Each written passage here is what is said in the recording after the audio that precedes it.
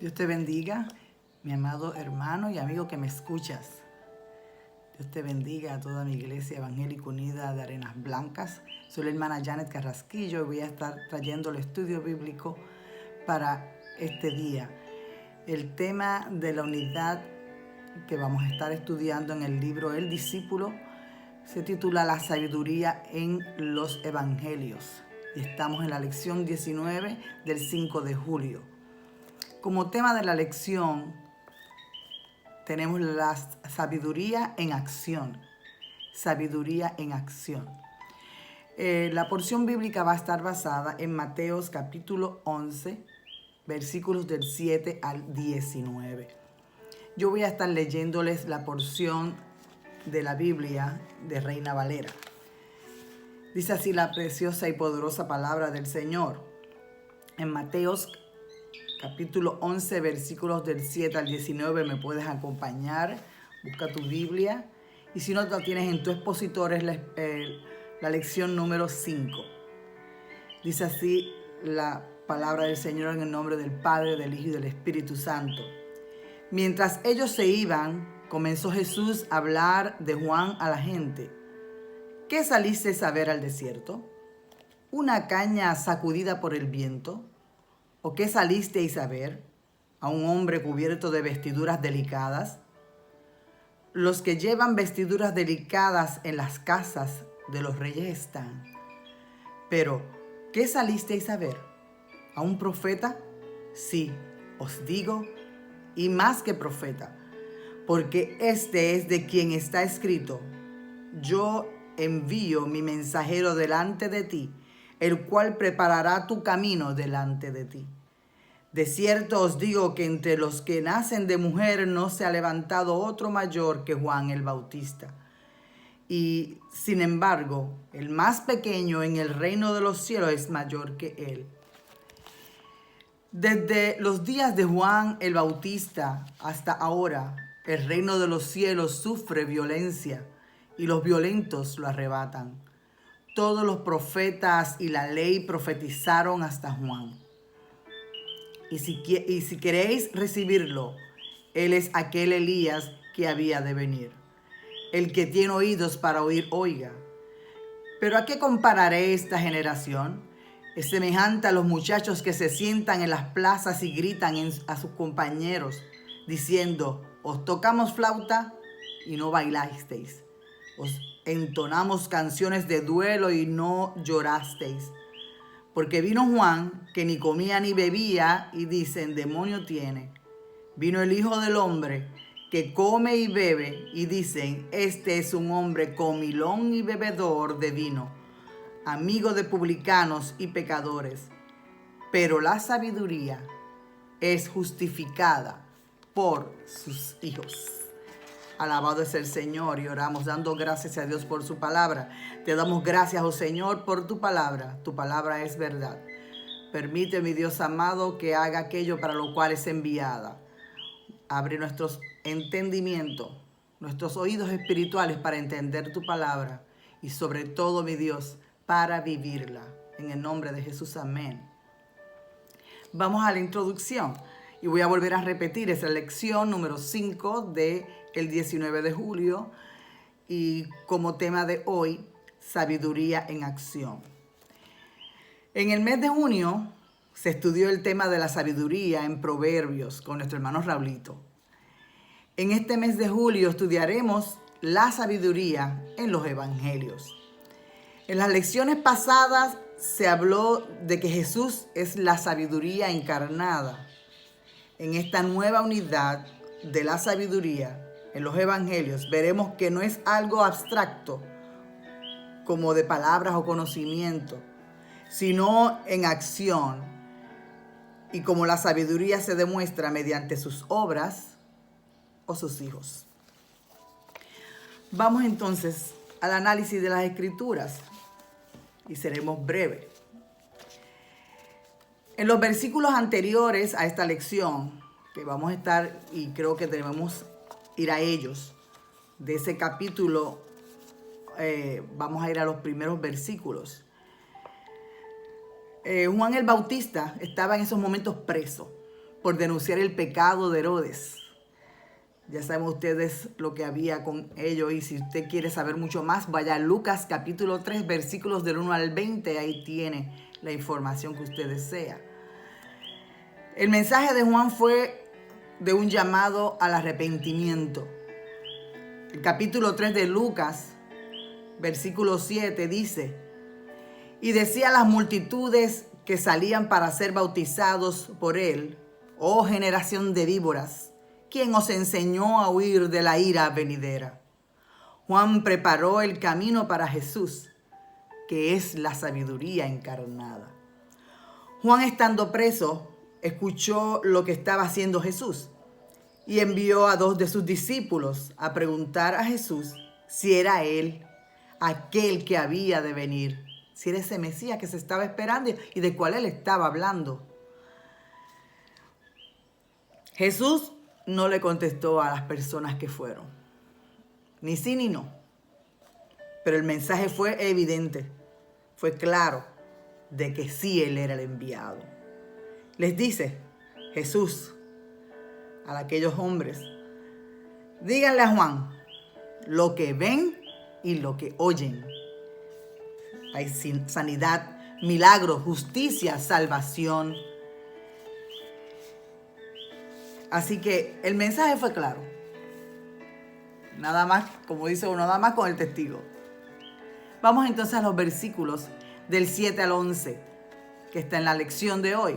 Después que se fueron los discípulos de Juan, Jesús les hace varias preguntas sobre Juan el Bautista. La primera pregunta: ¿qué fueron a ver al desierto?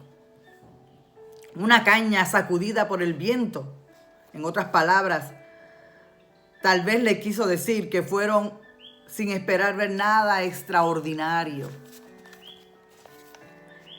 La segunda pregunta: si habían ido a ver a un hombre vestido lujosamente. Es posible que esta pregunta tenga algo de ironía, pues todos sabían que Juan el Bautista vestía con piel de camello y no era nada agradable a los ojos su vestidura, desde luego. Así que es posible que quisieran ver algo inaudito o extraordinario. La tercera pregunta es la verdadera: ¿fueron a ver al profeta? Seguido empieza a hablarles de lo grande que fue Juan, un personaje único y sin paralelo. Pero aunque Juan era importante para Dios, en el reino de Dios los más pequeñitos son más grandes. Alabado es el Señor. En el versículo 12, según los intérpretes y los que traducen los escritos, se puede interpretar de 2 formas. Una de ellas se refiere a la violencia que ha hecho contra quienes anuncian el reino, la violencia que se ha hecho. Un ejemplo era Juan. Si lo entendemos de otro modo, podría decir también que el reino mismo es poderoso y que es imposible detenerlo. En el versículo 13 al 15, Juan es ese Elías que abre el camino para el prometido. Esto da a entender que Jesús es el Mesías. Los versículos del 16 al 19, Jesús trata a la generación de su época como a niños, a muchachos descontentos y malcriados que se sientan en las plazas a criticar todo, aparentemente porque no tienen otra cosa que hacer. Criticaban a Juan el Bautista por ser de una apariencia no agradable para ellos, vestido todo andrajoso y comiendo insectos y miel. Muchos lo criticaban y decían que estaba endemoniado. Ahora Jesús sigue el camino contrario. En el caso de Juan el Bautista, pues era como si fuese un ermitaño, aislado de la gente. Pero Jesús no. Jesús estaba con la gente. Jesús sigue el camino todo contrario a Juan. Entonces critican también, porque lo que es un comelón y bebiendo vino, un libre, con un libertinaje. Le criticaban por comilón, bebedor y se juntaban con pecadores y publicanos. Este era bien sociable, bien fiestero. En realidad no querían escuchar a Juan, pero tampoco querían escuchar a Jesús. Mi mamá tenía un dicho que decía, como quiera que me ponga siempre tengo que llorar. Y conocemos otro dicho muy común, palo si boga y palo si no boga. En el versículo 19 dice al final, pero la sabiduría es justificada por sus hijos. En la versión popular me gusta como lo dice, pero la sabiduría de Dios se demuestra por sus resultados. En otras palabras, por sus frutos los conoceréis. Esa generación de muchachos con la que compara Jesús a la generación del momento es una generación sin sabiduría y se compara con los necios que se había hablado en las lecciones pasadas, que no entienden porque no quieren entender y no oyen porque no quieren escuchar. Vamos a la aplicación. ¿Cómo podemos aplicar a nuestro momento? Primero, Jesús es el verbo de Dios o la sabiduría de Dios. El verbo significa acción. Cuando los discípulos de Juan fueron a preguntar a Jesús si era el Mesías esperado, Jesús no les dijo ni sí ni no. En lugar de eso, le presentó los hechos, las acciones, el testimonio, la sabiduría en acción. Número 2. Es inevitable que hayan personas que critiquen la misión y acción de la iglesia. De que nos creemos mejores o que somos anticuados y de muchas otras cosas nos critican.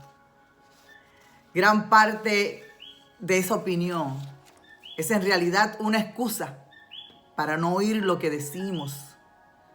La iglesia no puede dejar de proclamar el evangelio. Jesús fue criticado porque andaba con pecadores, pero no quiere esto decir que estaba de acuerdo con lo malo que hacían. Jesús les decía, vete y no peques más. No permitamos que las voces de aquellos que quieren seguir viviendo en pecado nos callen. No permitas que la verdad se oculte con la mentira. Procuremos seguir haciendo la voluntad de Dios. Número 3. El trabajo de la iglesia no se debe juzgar por la opinión pública, ni por el elogio de los políticos, ni por lo que se diga de nuestra iglesia y de nosotros. Lo hemos de juzgar como dice al final del versículo 19 de ese capítulo que acabamos de discutir. Pero la sabiduría de Dios se demuestra por sus resultados. Diríamos como Jesús les dijo a los hombres que envió Juan el Bautista. En nuestra iglesia ocurren milagros, sanidad física, también liberación espiritual, ayudan al necesitado, que en momentos de tristeza hay palabra de fortaleza y consuelo. Esto es la sabiduría en acción. Lo que debemos preguntarnos no es lo que los de afuera pensarán acerca de la iglesia, sino que nuestras acciones, nuestro trabajo en el Señor, anuncie que sí somos diferentes, sí lo somos. Respondemos a las necesidades de los demás y de esa forma anunciamos el evangelio. Así que hermanos, para culminar, recuerda, siempre nos van a criticar. Procura que en la forma de tu actuar se demuestre esa sabiduría del Señor en acción. Alabado es el Señor. Y te podrán criticar, como ya te dije anteriormente, para que te calles. Eso hace mucho con la iglesia en estos últimos días. Ay, qué personas más terribles son esas faltas de amor. Te podrán criticar, pero ¿sabes qué? Tú sigue haciendo el bien. Sigue haciendo el bien y haciéndolo aquello que Dios te envió. Para culminar, quiero terminar leyendo la oración que está en tu expositor. La puedes leer conmigo o repetir conmigo o meditar en ella mientras yo la voy leyendo. Es una preciosa oración, hazla tuya también. Y dice así: en el nombre del Padre, del Hijo y del Espíritu Santo, y oramos. Gracias, Dios nuestro, porque tanto nos has amado que tu sabiduría misma, tu Verbo eterno, ha venido a estar con nosotros. Llénanos de esa sabiduría de tal manera que sepamos dar testimonio verdadero y poderoso de quien tú eres y de lo que has hecho por nosotros y nosotras como individuos, así como por tu iglesia como comunidad. Guíanos por caminos de sabiduría. Ayúdanos a dar que sean manifestación de tu sabiduría, a dar fruto de tu sabiduría. En el nombre de Jesús oramos. Amén. Dios te bendiga, mi amado hermano y amiga que me estás escuchando. Síguete gozando en el Señor. Sigue buscando su rostro. Sigue haciendo la sabiduría en acción. Dios te bendiga. Dios es bueno siempre.